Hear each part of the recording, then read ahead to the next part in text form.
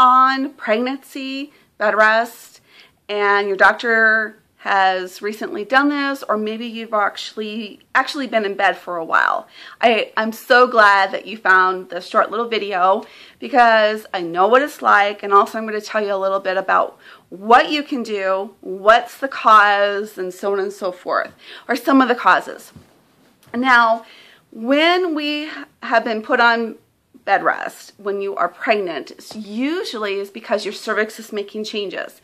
Lots of contractions, so your cervix could be opening, or maybe there's a problem with the baby, and the baby's really, and I'm talking about babies just because I have a neighbor who is pregnant with twins, and she is on modified bed rest. And when we are put on bed rest, again, it can be for that reason, it can be just because the baby really needs to have a mom be put down, or put down to bed. That doesn't sound good. But if mom is in bed and relaxing, then the chances of her being able to not have that stress on her cervix and her body is going to have better chances of having this baby stay inside mom a little bit longer. And that's our goal. We want a healthy baby. Now, the cycle of bed rest, or just being put down for bed rest when you're pregnant, is mainly caused, the number one reason is stress. Now, stress is going to come in all shapes and sizes and forms. If we have other kids, that is stressful. And also having a high-risk pregnancy. We could have marital issues going on. We could have financial issues going on. And we might need to continue to work. And we can't just say, oh, see you later. I'm on bed rest. I've got to quit my job, and so on and so forth. However, you also don't want to have an early baby. So stress is the number one reason why our bodies may not be doing so well when we're pregnant. And so in order to reduce stress in pregnancy, some of the things that might help is, if we have other kids, they might need to be in daycare for a little bit, just even if it's a couple of hours a day to give you a break. Might mean calling your mother-in-law and receiving some help that way, or your mom to come in and help. Meals come in, so if you belong to a church, talk to the people who are in charge of providing meals for moms who need it, and get that taken care of. And then also, if you belong to a mom's club, that's what they're there for, is to help you.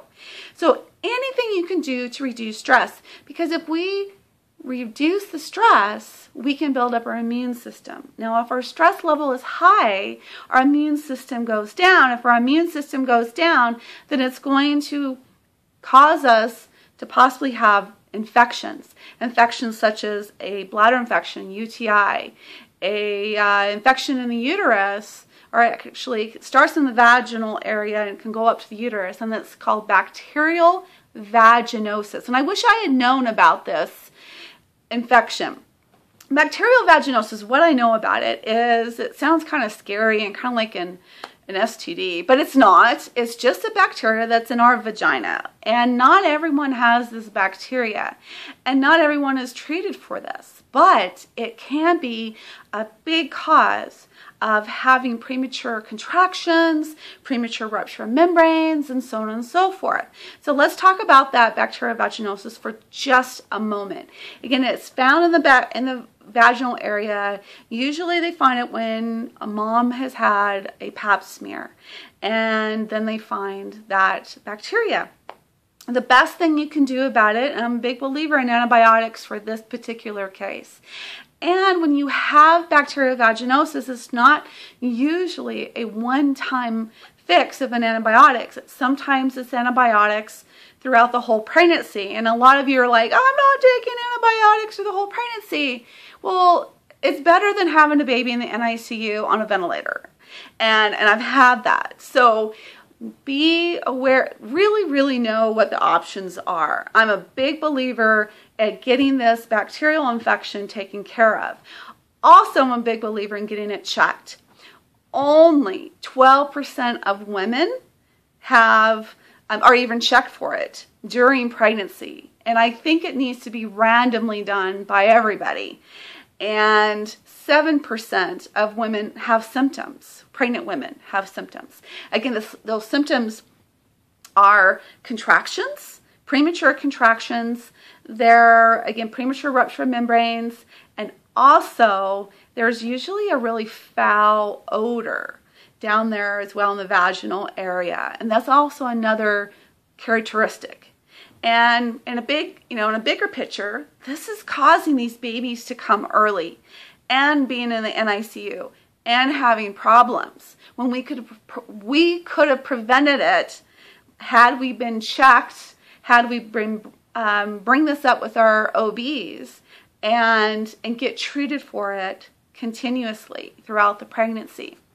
Now, with my second pregnancy, I started to make changes. My cervix started to dilate. At 30 weeks, I was 2 centimeters at 30 weeks. And I started to have these contractions, I remember way back maybe around 18 weeks, and thought that was kind of weird. I remember it was Thanksgiving time.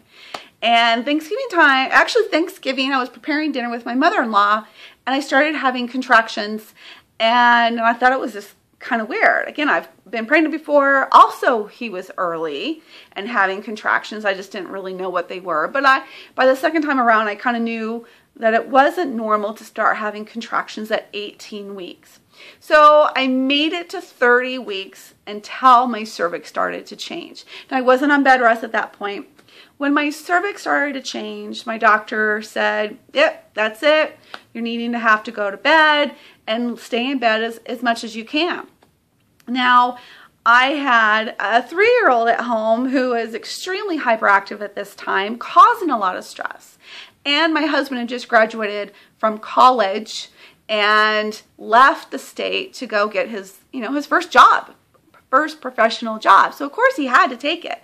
So my mother, who lived in the state that he was going to, came up and took care of me as well as my 3-year-old son. And there I sat, there I laid for 4 long, horrible weeks. And being in bed, the only thing I was able to do is get up to go to the doctor's, which was a highlight of my week, to have a vaginal exam. And if that could be a highlight, that's pretty sad. And I was able to get up to go to the bathroom and take a shower. That was it. I literally thought I was going to go crazy, which in turn caused more stress. And I was almost there wishing I would deliver the baby because I was in prison. It was miserable. And anytime I got up to maybe fix a sandwich or whatnot, my mother would make me go back to bed. And it was just a really stressful experience. And when I was going through that, again, my mindset was pretty low. I wanted it to end. And I didn't see the implications because my 35-weeker, he was fine. Well, sort of. But he had only spent 3 days in the hospital so I felt like it was going to be okay when it wasn't. And finally at 34 weeks, my water broke while I was laying in bed. And just the day before, I was 4 centimeters. So at 34 weeks, it was 4.5 centimeters when I had gone to the doctor the day before. And he just said, please, please do whatever you can to keep this baby in. Well, the next afternoon, my water did break and laying in bed, and my son was delivered 6 hours later.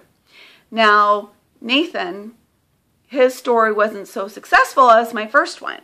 My first one spent 3 days in the NICU. Actually, he was sent home with us after 2 days. He seemed great, and then he wouldn't wake up. And I took him to the doctor. When are you going to wake up to eat? So I took him to the doctor. This is, again, baby number 1, 35-weeker. They sent me home after 2 days. He was 6 pounds. Yes, really big. And the doctor had did a blood work on him and found out his jaundice was 27. His bilirubin was 27. So she called me with the lab results and said, you don't need to go through any red lights, but I suggest you take an overnight bag and he is going to be admitted, and this is pretty serious. So after 3 days, we got to take him home, and everything was hunky-dory. And so now I'm with pregnancy number 2, and I thought, oh golly, can I just get this done and over with? And that's what I thought about all day long. So Nathan came. He was 6.5 pounds, which was pretty big for a 34-weeker. And no, I did not have gestational diabetes. I just cook my babies pretty fat. I just have a lot of fat, moving it on to them. And Nathan wasn't so lucky. Nathan spent 2 months in the NICU. A lot of that time on the ventilator, a lot of that time not knowing whether he was going to live. And even though he was a big baby, he ended up getting an infection called necrotizing enterocolitis. 50% mortality, 100% mortality rate before the 1970s. I got to learn a lot about that infection. That infection took 2/3 of his bowels. That infection gave him 2 blood infections. That infection gave him 6 weeks of 3 major antibiotics that they never hardly ever use just because they're so big, just in order to kill that bacteria that was destroying his intestines. If you destroy too much of your intestines, you're not going to live. It's a very painful infection. And again, we had all kinds of problems with him, and he suffered greatly, physically suffered, which meant Mom had greatly emotionally suffered. And I don't want that to happen to anybody else. Where I'm getting at is, 3rd baby comes along, and I did things different. Number 1, I found another doctor who was really going to listen to me and listen to my body, and at this time in the childbirth world. I started having contractions at 8 weeks, called my doctor, she sent me to the ER, and they did a pap smear, which I don't understand why, at 8 weeks, and found the bacterial vaginosis. And the contractions continued, but they weren't as strong as they were with the others. And I made it to 20 weeks before my cervix started to make some change. Now it went from posterior, which happens before labor, to anterior, which is usually the start of labor. So I was down, but this time I did some things that were going to prevent the stress.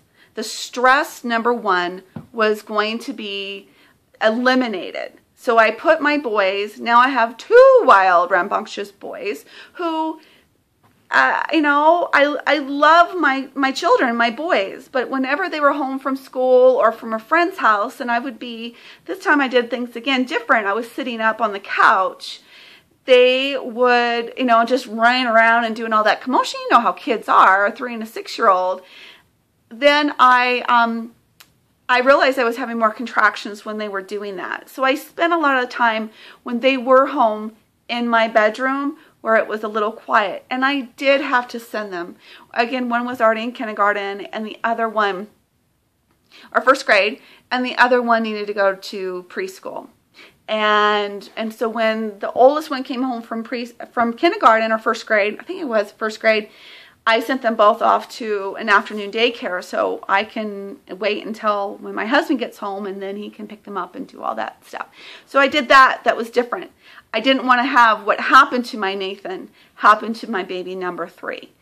I also got up every hour for 5 minutes, and I cleaned the toilets. I was so excited to clean the toilets. I also would cook my lunch. If I had 5 minutes, I got to do whatever I wanted, whether it was sitting on the couch, whether it was walking around just a little bit. And I also went swimming. Well, not swimming, I floated in the pool, which was a great place to be because it was relaxing. And just having the water surrounding my abdomen actually calmed down the contractions. And there's actually some research to support that. So if you're in preterm labor, find a pool to just float and allow your belly to be submerged and just have that relaxation. It was just magical and therapeutic for me. And so I also had, of course I had help. And at this time I'm living in the same city as my mom, so that was a little bit easier. But it is vital to reduce your stress. Whatever that looks like to you, don't make any excuses. Just get it done. And I was down for 16 weeks, 4 months. And so I don't know what that was. I was 36 weeks when I was taken off of bed rest. And oh, and also once a week, if my uterus wasn't being so naughty, if it was being good, I rewarded myself by going grocery shopping, or I would go to open houses with my mom.